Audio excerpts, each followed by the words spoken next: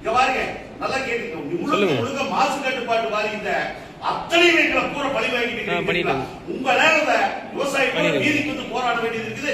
அதிகாரிகள் உட்கார்ந்து பதில் சொல்ல வேண்டியது இருக்குது. அப்படியே நீங்க கையை பிடிச்சு போயிடுறீங்க சார். சும்மா இந்த மேற்கொண்டு பூசாதீங்க சார். பண்றது பூராவே தப்பு சார். மாசு கட்டுப்பாடு பாருங்க, உங்களுக்கு மாதிரி சார் மணி ஒண்ணுதான் தேவை. மனிதனை பாக்குறதே கிடையாது. காசு வந்தா சரி, என்ன வேணா பண்ணுவீங்க. ஆச்சா இப்ப சொல்லுவாங்க, உயிரோடு இருக்கிறதுக்கு செத்து போன ஒருத்தர் போல மாசு கட்டுப்பாடு வாரியம் ஒரு உயிரோடு இருக்கிறது சொல்ல கொடுப்பேன். அதை விட கேவலமான மாசு கட்டுப்பாடு வாரியம். நான் இத்தனை உங்களுக்கு எத்தனை போய் பேசுறீங்க, இத்தனை அதிகாரிகள் வச்சுட்டேன்.